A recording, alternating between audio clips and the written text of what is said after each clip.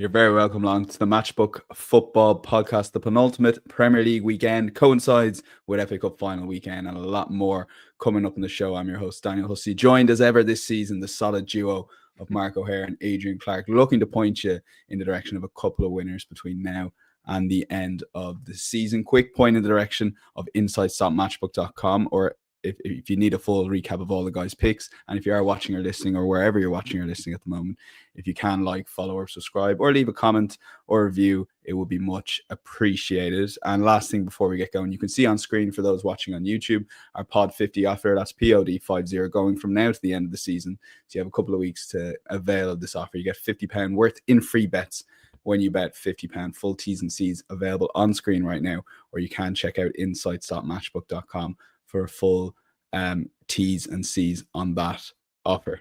But let's get straight into it. We're going to start with the FA Cup final before covering three Premier League games. We'll take a look at the betting that we currently have for Crystal Palace versus Man City. I feel the hype should drive up and up this week for this game. Palace 4.7. This is the 90-minute market. City 184. The draw is around 3-1 or 4.0 on Matchbook. You can get both teams to score currently at 177. The Asian handicap line sees Palace get a 3/4 goal head start at 1.9, and the total for this game at Wembley currently stands at 2.5 overs 181. So yeah, Adrian, maybe set up this game for us, and it's an FA Cup final where City are obviously worthy favourites, but you're looking at this Crystal Palace team over the last few weeks in the Premier League, and they've been sensational, really, to be fair. Yeah, really good. Really impressed with them. Yeah, they had a little blip, didn't they, where they got thrashed actually at City, despite having a brilliant first half. And then at Newcastle, but they've bounced back really well. And outstanding against Tottenham Hotspur, weren't they? Over 20 shots, ridiculous XG of getting up towards 3.5, I think. So yeah, and they were unlucky not to score more goals in that game. Eza, Sarr, Mateta, Munoz, all absolutely on fire at the moment. So they couldn't be going into the final feeling better about themselves, I don't think, Crystal Palace. So I give them a squeak here. I really do. I think this should be a very competitive final. They've got a good record of scoring goals against the best teams this season, against the top 7 in the Premier League this season. Crystal Palace have scored in 10 of 13 matches, which I think is a pretty good output. There's not too many blanks in there, is there? And as we know, Manchester City haven't been keeping anywhere near as many clean sheets this season as they have in the past. If you look at recent meetings, they've been cracking games, absolutely superb. Early on in the season, Palace 2, City 2, and then at the Etihad, it was Palace went 2 up. Could have been 3. There was a goal disallowed for a narrow offside, and then they ended up getting outplayed and they lost 5-2. Last season, 4-2 to Manchester City. So, Palace have scored twice in their last 3 meetings against Manchester City. So that, I think, will give them some confidence. They're really good at set pieces. They scored home and away from corners against City. So that's absolutely part of their big armoury for the weekend. Lacroix is really dangerous from them. Chris Richards as well. So, so lots to look out for. Obviously, Munoz caused City problems in both the games this season. But then you flip it around, and City obviously have scored a lot of goals against Palace. De Bruyne are really hard to pick up in those pockets behind, if it's Wharton and Kamada. Because it's only a 2-man midfield, remember. And I do think in those 2-man midfields, you're a little bit exposed if the opposition plays with a 10. And I think De Bruyne will almost certainly start as a 10 in this game. So what he'll do, he'll try and get into areas where the centre-half doesn't know whether to come or not with him. And he'll obviously try and sneak around the back of those central midfielders. He's going to be a huge influence, I think, for Manchester City. Of course, if picked, the Pep roulette, you never quite know, do you? So in terms of my pick here, I'm going to go with both teams to score, because the recent meetings would suggest that these are good games, open games, and that each has the weapons to hurt one another.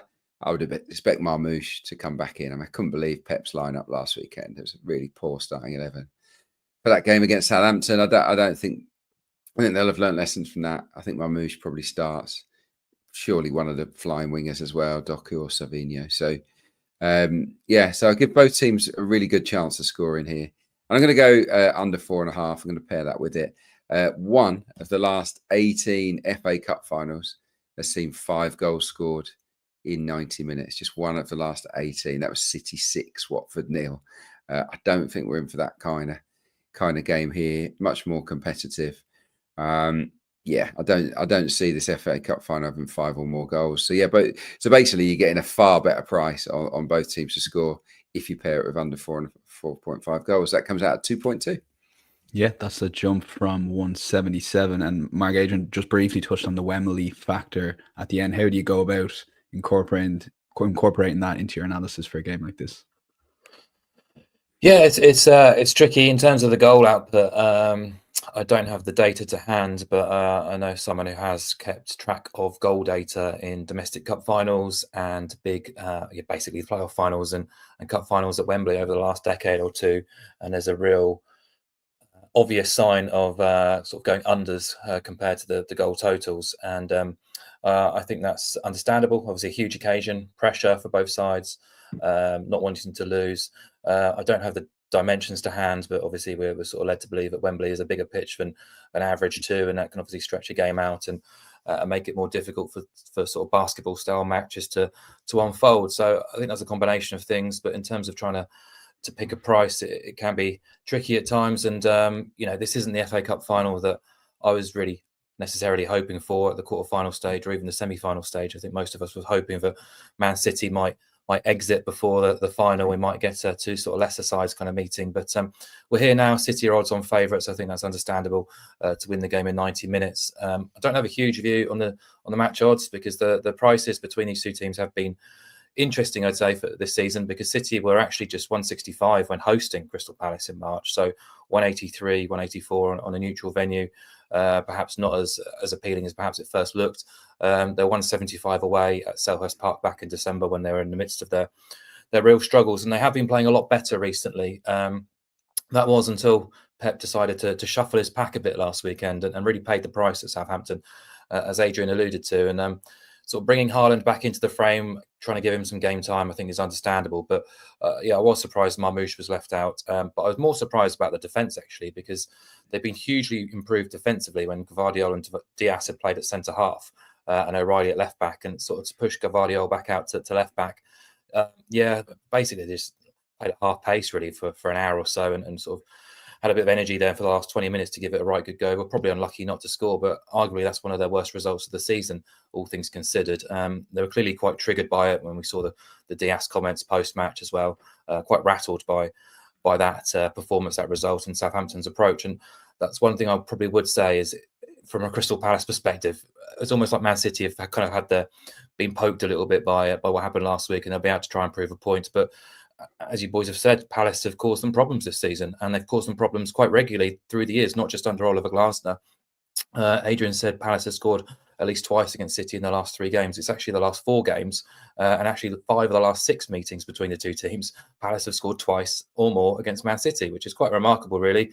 I know they had that collapse at the Etihad back in March, but Mark Gay, he wasn't available for that match. Lacroix wasn't fully fit and had to be taken off after an hour as well. So I don't expect them to fall apart here. They've got largely a full squad available to them, and we know that Oliver Glasner is a real cup specialist, a real shrewd coach, capable of sort of bringing down a big beast. So I think going forward, there's a lot to like about this Palace team. We know about Matete and Eze. I actually think Ismaila Sarr's been one of the most underratedly good players probably since late autumn, really, when Palace's form started to turn. That trio has been so effective, and Palace have now scored in 31 of the last 35 games across all comps. So while City have kept clean sheets in 6 of the last 8, I think Palace will pose a threat here. Go back to the semi-final, Nottingham Forest, a similar-ish style, I guess, to Crystal Palace.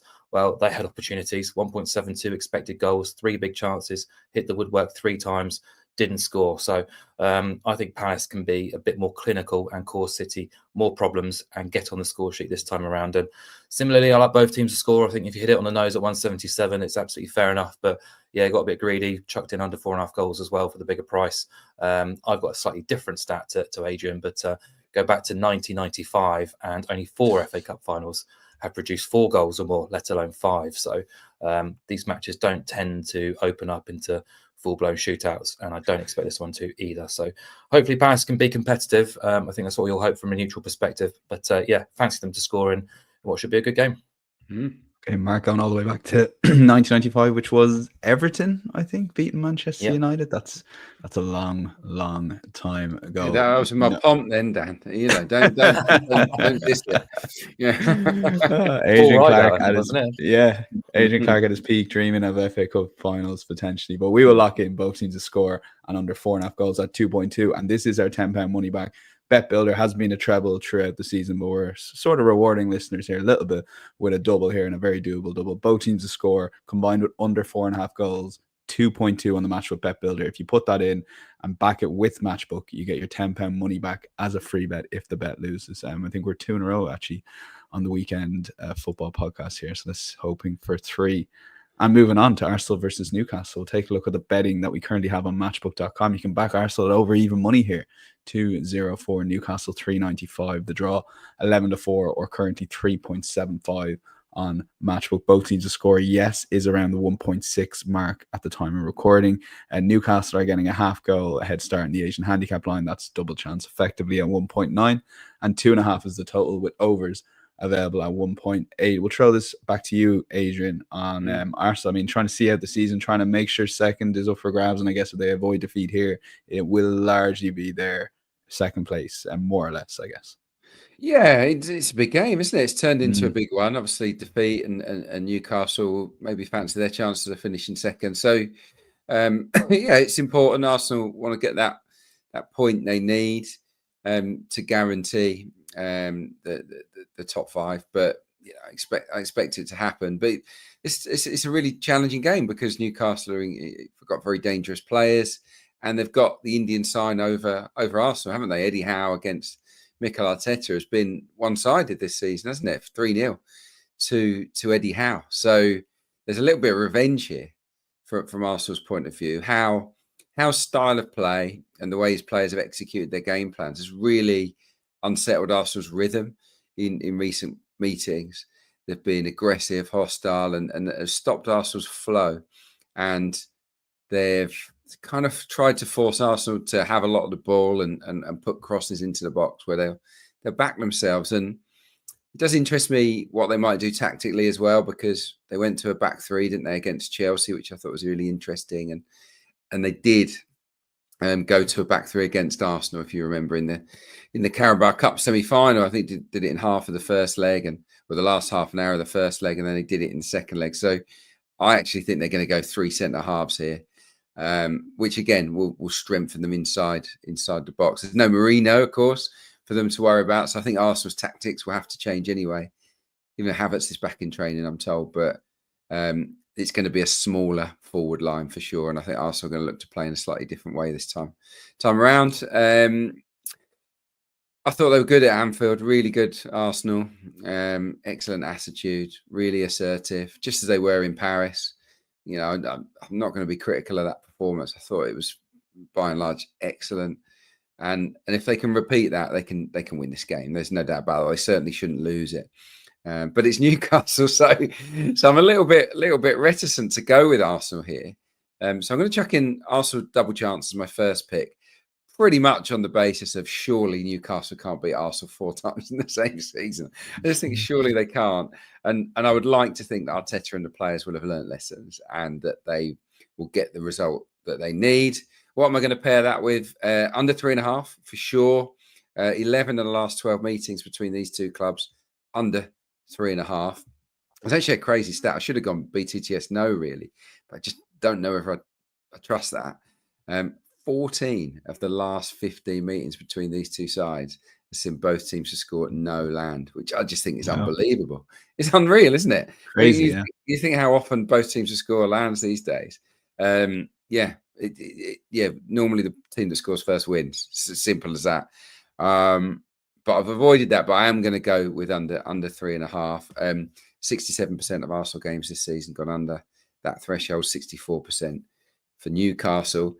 And to complete my bet builder, because I'm getting a bit greedy, I want a better price, I'm going to go over 2.5 cards as well. There's a good reason for this. It's twofold. One, these two clubs do not like each other.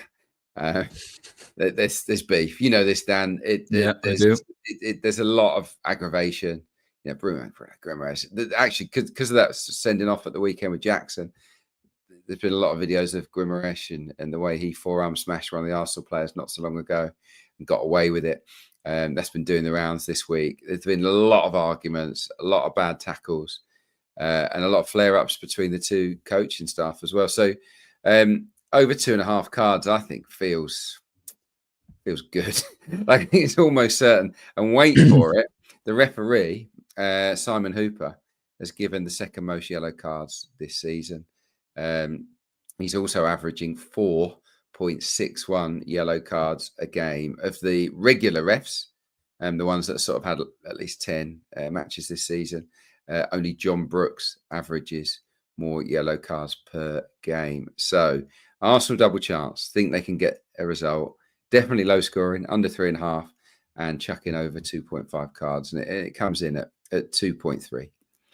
Okay, and I just see Mark there nodding his approval at his, his partner in crime, just doing exactly the Mark O'Hare thing and just messing around with the matchbook, bet builder, and backing up his selection with these insane stats that just back up.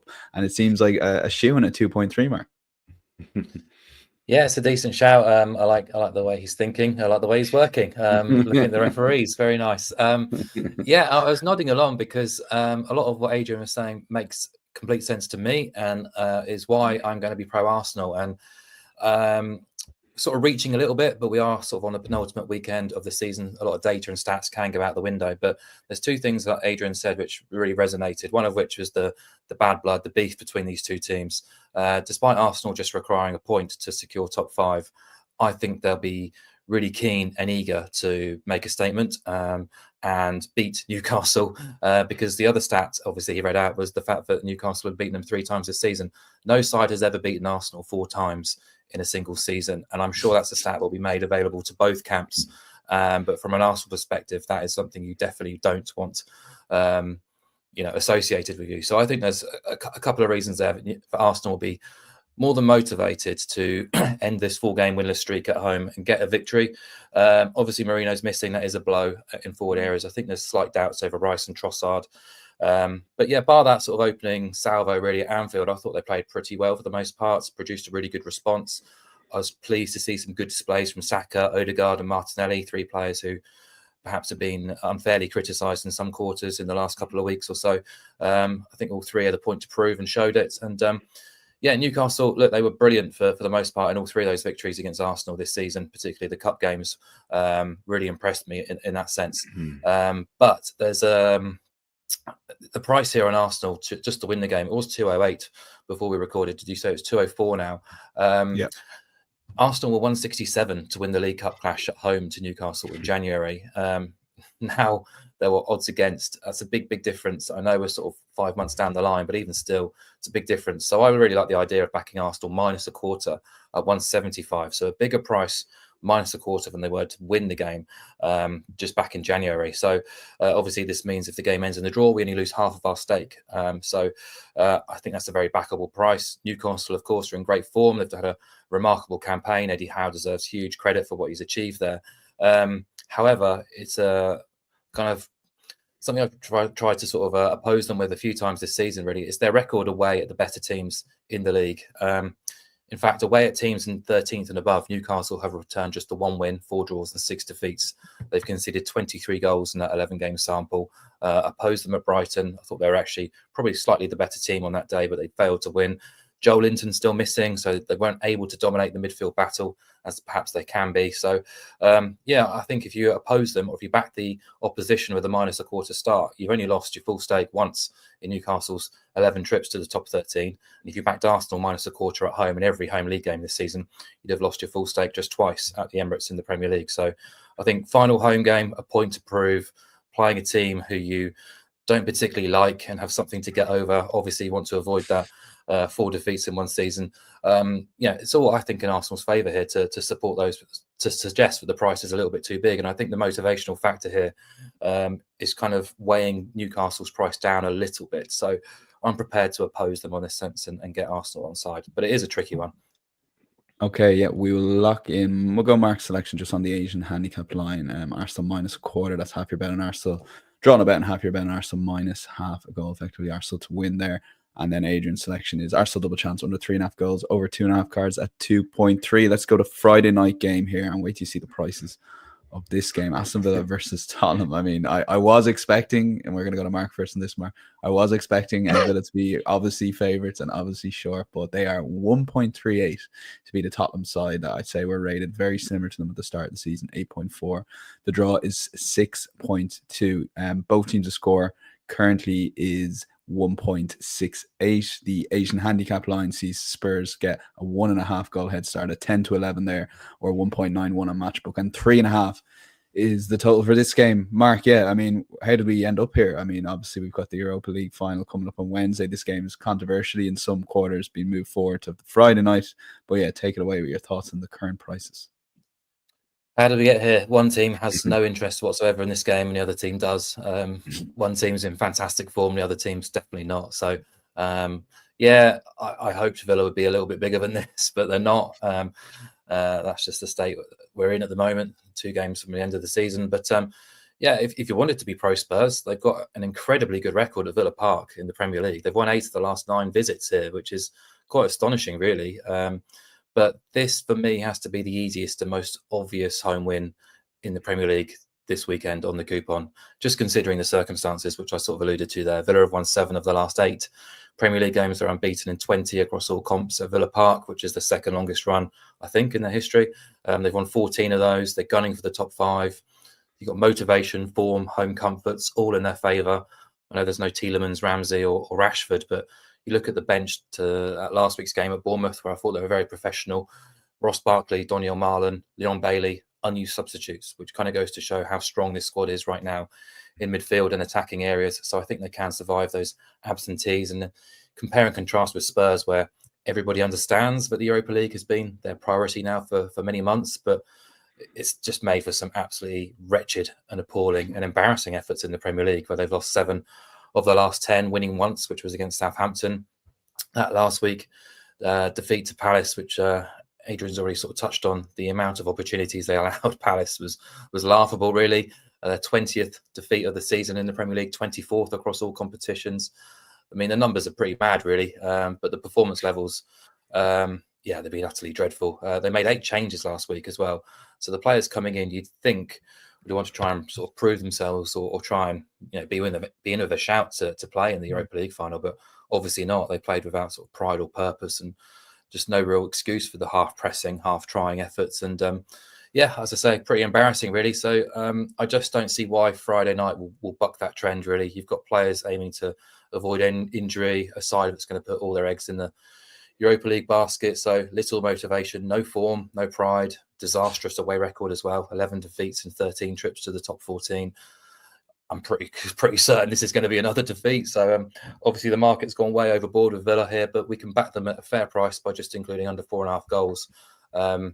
Villa could do with improving their goal difference, but I think the priority here with Unai Emery will be pragmatism and just getting the job done first and foremost. And only 4 of their fixtures have gone over 4.5 goals this season. If you did want a bigger price, I really like Villa to win and BTTS no as well at 278.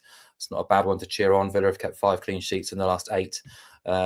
Another wouldn't be a huge surprise because Spurs aren't creating much. 1.14 expected goals in the last 8 league games. Villa giving up just 0.94 in that same sample. So I think from a Spurs perspective, it's just get through this game. Who cares what the result is, and focus on Wednesday night for Villa. It's just get the job done and move on.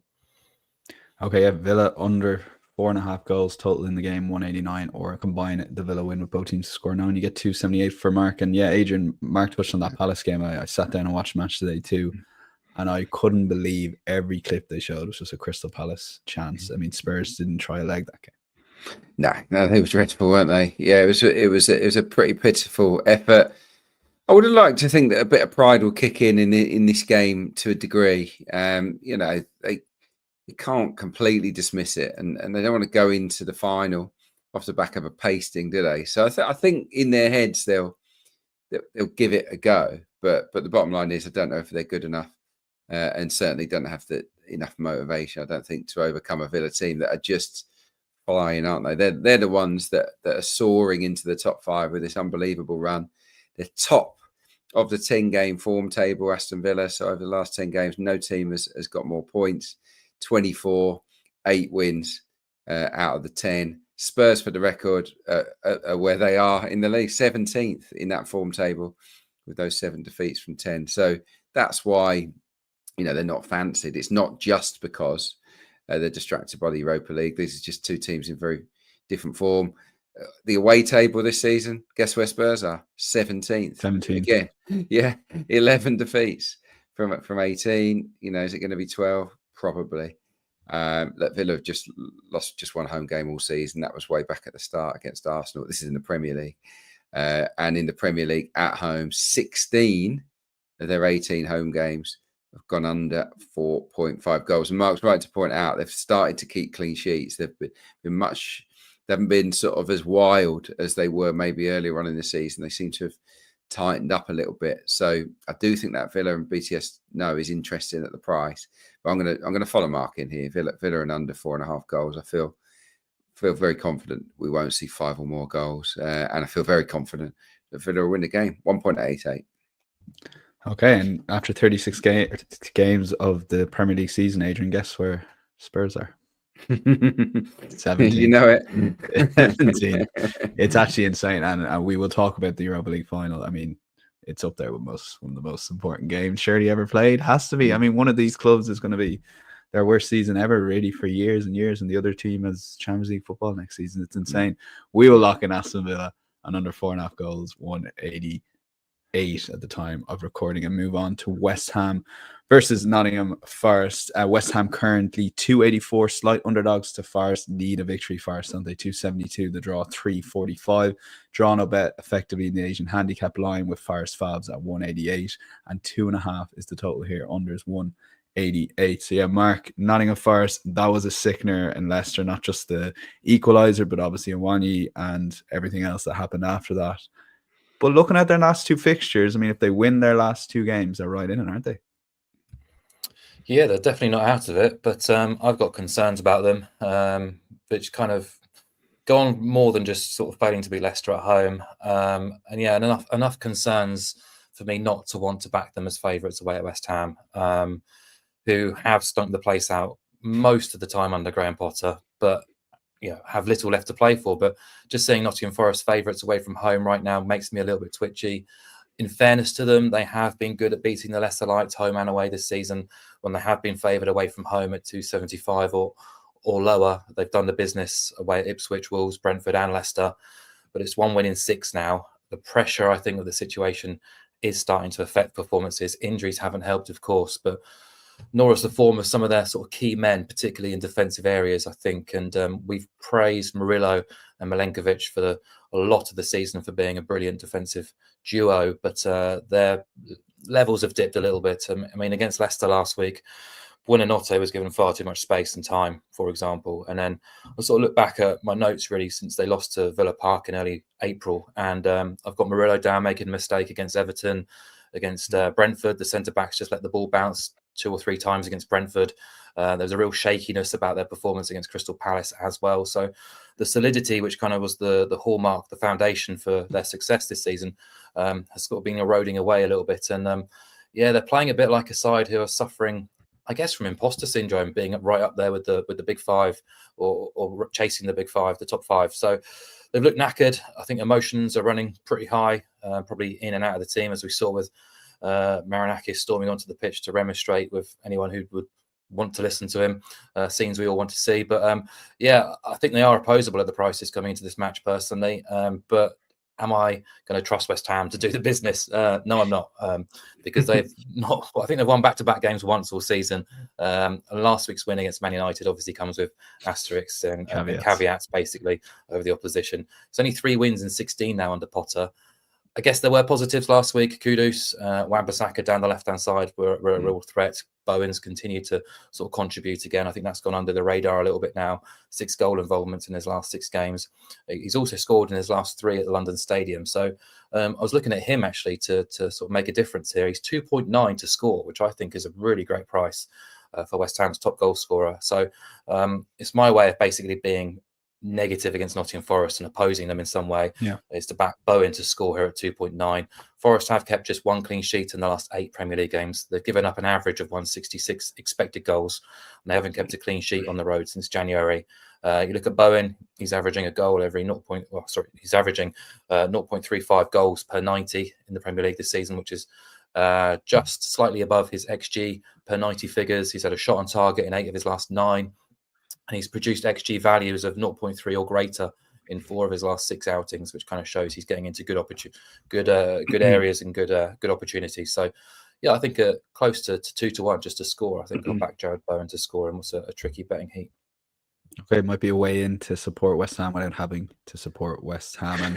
And Adrian, just a little bit of Mark got me thinking there. I mean, this Graham Potter thing, it's probably like 10th in the storylines of the Premier League at the moment. So people aren't paying much attention. 3 wins in 16, as Mark touched on. The Evan Ferguson transfer didn't work. He'll have a big summer there, and the fans are already getting restless.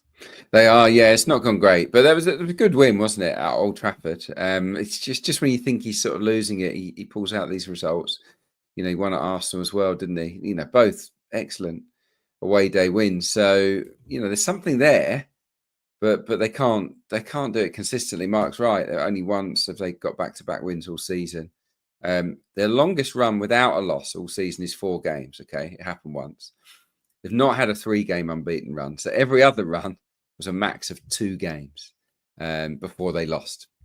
They're currently 2 unbeaten. So partly in that logic, you know, partly because West Ham ranked 17th in the home table, losing 8 of their 18 games. I'm going to sort of put my neck on the line and oppose West Ham here. They've not been good at all at home. Since Christmas, 1-2, drawn 3, lost 4. And I just think Forest can pull something out of the bag here. I think this is a good fixture for them in front of a crowd at West Ham that won't be intimidating. It won't be, you know, they'll be quite quick to turn on their players if they get off to a slow start, I would imagine.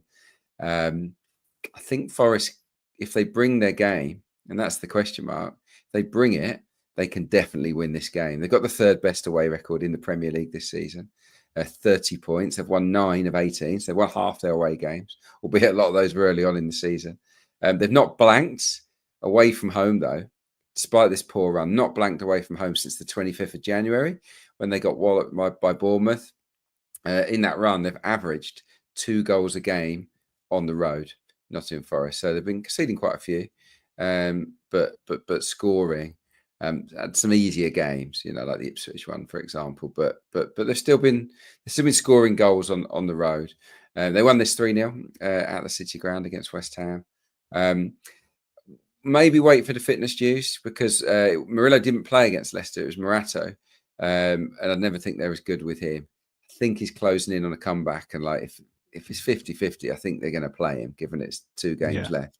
Hudson-Odoi, there's an outside chance he could be back as well, which might make a difference. So I am going to go with Forest. I'm going to go with unders, under 4.5, because I don't see it being a thrashing. That Forest aren't, you know, without Hudson-Odoi, it's sort of Wood and Gibbs-White and Elanga, isn't it? I think they're better when they've got the full complement. Potter, you know, won't want it to be an open game either. So yeah, I'm gonna go with Forest to win this and under 4.5 goals. For me, it's an all right price to 2.74. Okay, big price on that selection. A tentative pick for Bowen. Anytime goal score there. Mark's pick at 2.9. Insights.matchups.com. Full recap of all the lads' picks. Mark, you have 2 picks in your any other bets section, both in the Premier League. So starting with Brighton at home to Liverpool. Now, is this anything to do with half the squad being away in Dubai and Arnie Slot being in Ibiza?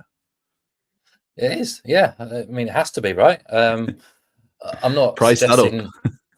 I'm not suggesting the players are out kind of boozing and going off the rails, but I think it has to be sort of taken into account, really, that I know they've had a reasonable break between the Arsenal game and this match taking place on Monday night, but it shows that perhaps their heads won't be completely in it and they're not maybe sort of going to, you know, be completely at it for this match. I think as soon as those kind of clips surface, you do have to start checking out who they're playing next and when that match is. And they're playing a highly motivated Brighton side who are trying to qualify for Europe. And it just feels like a very rare opportunity, but an opportunity to oppose Liverpool. So, based on the clips we've seen, I think there's an opportunity here to be with Brighton. I've touched on before that they've been able to raise their game against the better opponents. They certainly fare better when they're getting less possession of the ball. And their home record against the top 11 this season reads 4 wins, 4 draws, 1 defeat, home or away against the top 6. They're 3-5-3 in wins, draws, losses, with one of those losses a narrow 2-1 reverse at Anfield. So to get them on side with the quarter goal start here at 175 felt reasonable enough, really. Liverpool are favourites to win at Brighton. They don't need to win. They've won the title, and clearly they're enjoying themselves this week. So perhaps they're not going to be right at it. So, you can see that in their recent Premier League performances, actually. The last 4 league games, they've allowed an average of 1.4 expected goals, which kind of shows that standards have slipped a little bit since sort of wrestling control of the title and winning it. So that's fair enough, really. We expect that to happen. So Brighton haven't been brilliant for the most part in the last sort of 4 to 8 weeks, really. But I think I'm happy to have them on side as outsiders, all things considered. Arnie Slot hanging out with Wayne Lineker in Ibiza, isn't it? That's classic, isn't it? That's what I was literally going to say. That's how I was going to end it and move on. That was my segue into the next game. It wasn't the Geo I expected. I mean, why is he going there now? And why don't you wait to the end of the season? Taking the mick, Adrian. That's what they're doing. Yeah, they are. Yeah. That'll be hung up on the wall now. All title contenders next season for Arsenal, City, etc. Everton versus. Have you seen their manager? Have you seen what he's been doing this week? That's how much disrespect they've got for you. It's amazing how much science comes into everything. At the end of the day, a bit of motivation, something hung up on the wall. It might be all it takes to tip the scales. Mark, second game, Everton versus Southampton. Last game of Goodison for the men's team. That is great news that it's staying open with the women's. And great to hear that ownership actually support women's football. I have done previously. But moving on to Everton versus Southampton. If I know Everton men's team, like I think I know Everton, this could be anything could happen in this game. You just don't know. Yeah, absolutely. It's going to be quite an emotive, quite an evocative afternoon on Merseyside.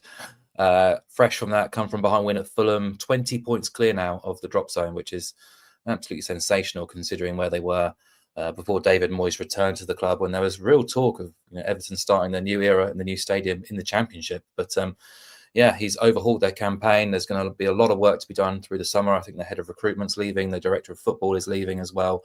So there'll be a lot of upheaval. But this match should be used as a bit of a celebration for Goodison Park. And look, Southampton should be fairly obliging guests, despite what they did against Man City last weekend. The fact they've beaten Derby's points total means they probably can relax a little bit themselves, enjoy the occasion, being the sort of second to last game of the season. I think most teams, most players, even officials, are now getting ready for the beach. And with nothing major riding on this, bar a nice send-off to a grand old stadium, I think opposing cards might be the best option here. So under 3.5 cards, or 3.5 is the line for the cards. I want to go under at 183. 2 of Everton's last 3 games have featured 1 card or 0 cards. Southampton's last 14, 11 of those have gone under 3.5. And Michael Oliver, he's officiating, wouldn't ordinarily want to back unders in his games, but he let a lot go in the West Ham Brighton match recently, delivered just 2 cards in total. And only twice in his last 8 has he flashed 5 or more cards, which kind of shows that he's slowing down a little bit himself and probably looking forward to his own holidays. So, I just think considering the circumstances, this is more of a sort of feel-good game for Everton. Southampton should be relatively obliging, so quite happy to oppose cards. Yeah, referees are human as well. Under 3.5 cards, 183, Everton versus Southampton. Adrian, you've got 2, I would say, interesting selections here. Pro Manchester United ahead of the Europa League final. Yeah, look, I get it. Like, I get the odds, and Manchester United are a long, big price at Chelsea, which is what you might expect, given that they don't have huge motivation ahead of this game. But I don't see it like Villa Spurs. I just don't. I think that there's one key difference between Villa Spurs and Chelsea and Man United, and that's that Villa are absolutely flying, and for me, Chelsea just aren't. They did have a good second half at Newcastle. They turned things around tactically with 10 men, but it still didn't win. Lost the game, and obviously they've lost their striker, Nicholas Jackson. Jadon Sancho can't play because he's still technically on loan from Manchester United. So it kind of leaves them leaves the cupboard a bit bare. I think Neto will have to go up front. Palmer and Madueke, and maybe Enzo pushed up into the 10. They haven't got Tyreek George might get a game. Like, they're a little bit light, and they certainly won't have many options on the bench. I'm going to go with Manchester United on a handicap here. You can get them plus 1.5 goals at 1.89, which means Chelsea have got to win by two goals for us to lose our money. 5 of their 18 home games, they've done it. They've overcome that handicap. But that's not too many. Only 5 clean sheets as well. But in 8 of their 18 games at Stamford Bridge, they've only scored 1 or a max of 1 goal, and they'll need at least 2 for this bet to land. So that's by no means a guarantee, especially without Jackson, who might not be in the most sparkling form. But I always think they're a better team when he's in it. He's industrious, he's quick, he stretches the game a little bit. I don't think they're as good without him.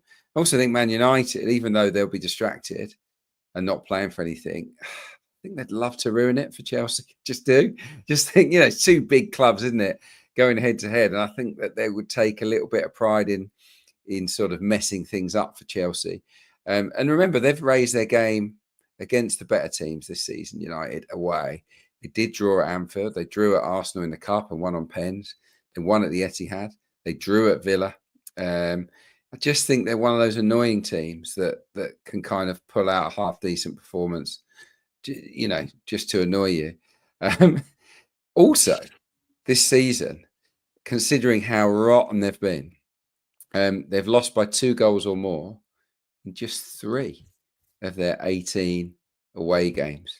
So this is not, they're competitive. They've only let it get away from them 3 out of 18. So 15 out of 18 this bet has landed. So I'm going with Man United plus 1.5 goals, 1.89.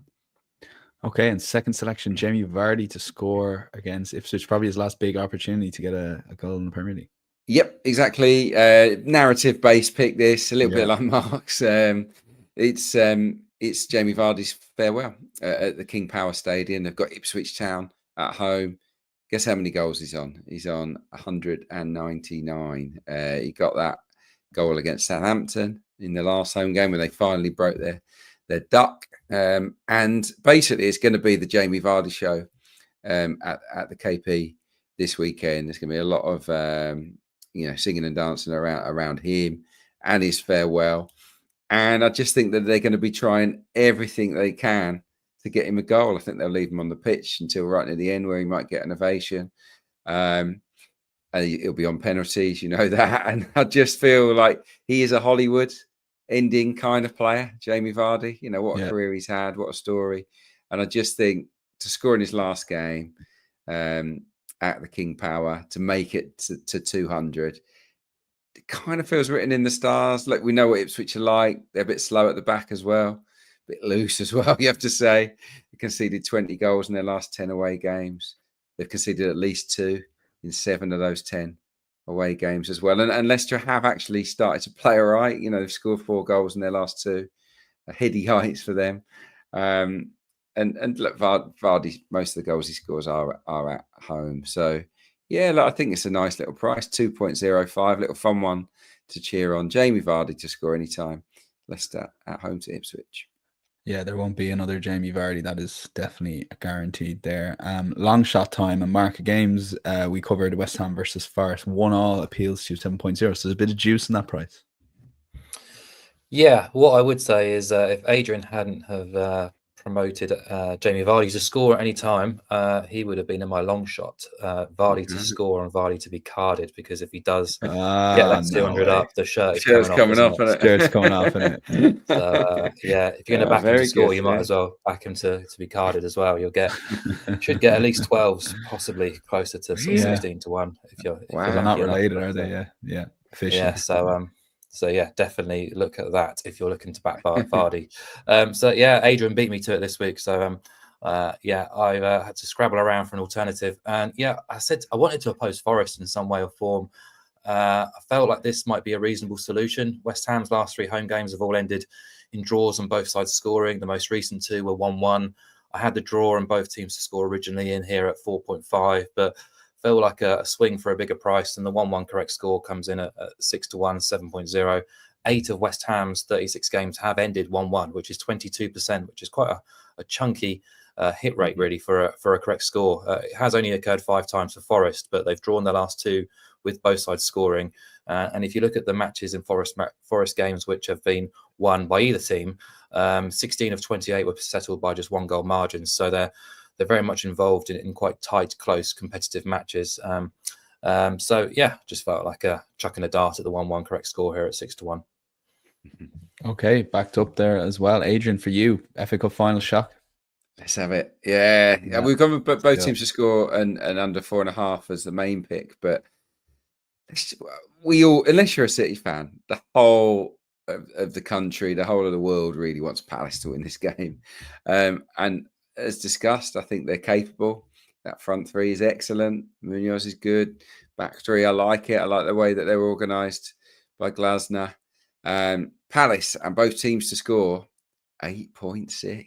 Ooh, that's decent for me. I mean, it's a big jump from 4.7 on Palace.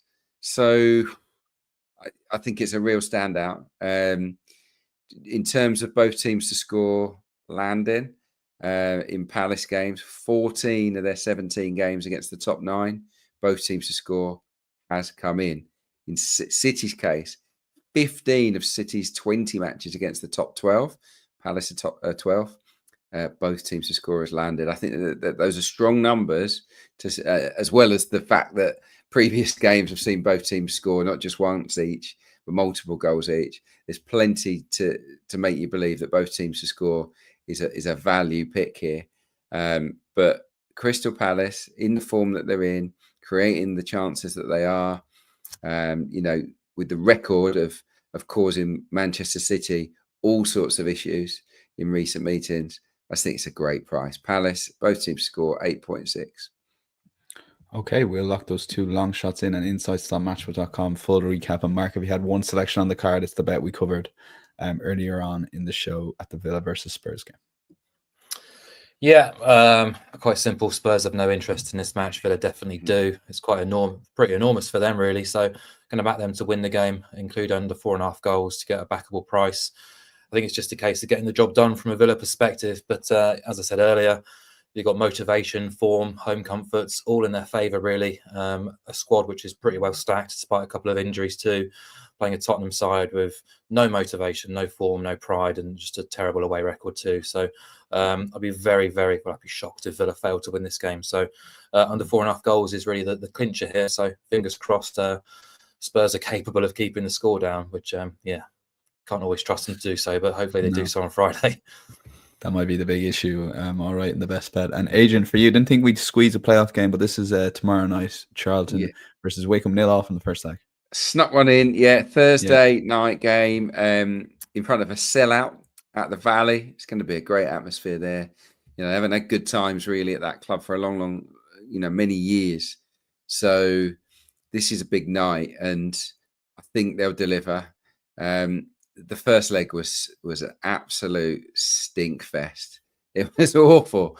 Really low on quality, hardly any good chances. I mean, Charlton had the better chances for my money. Matty Godden is the striker in form. I think he's someone that can make a difference. Thierry Small's back. I think he'll start. And Nathan Jones has got most of his key men back fit and available now. And I think you can almost guarantee this is going to be low scoring based on what you saw in the first leg. A lot of long balls, a lot of fight. It's going to be a scrappy game. It's going to be tight, scrappy, bit of an ugly watch. So I'm going to go Charlton to win and under 3.5 goals against Wycombe. It's 2.88. Since Christmas at home, Charlton have won 12, drawn 2 and lost none at the Valley. 11 of those 14 games went under 3.5 goals. For Wycombe, since Christmas, 11 of their 12 away games have gone under 3.5 goals. Look, if we can bring their best game, they could nick a win or a draw here for sure. The draw's what I'm worried about, but I genuinely think Charlton are the better side, and they're absolutely in better form than Wycombe coming into this game. And I just think in front of their home support, they will get the job done, but it won't be pretty. 2.88 for that one. 2.88 best bet Charlton to win and under 3.5 goals. That is Thursday night. My thanks to Mark and Adrian. We'll be back next week to preview the Europa League final as well as the weekend's action. I think we have around 2 shows to go before the long summer break, and well-earned long summer break for Mark O'Hare and Adrian Clarke. But enjoy the weekend. I thought we were doing every other day during the Club World Cup, no? Oh, don't mention it. Many times I've been asked, are you doing anything for the Club World Cup? I mean, like, honestly, I think we've reached a peak in football. Yes. And hopefully it gets the interest it deserves in the summer. Anyway, my thanks to the 2 guys. Enjoy the weekend's football, particularly that FA Cup final. Hope it's a cracker. We'll chat to you early in the week next week. Bye-bye.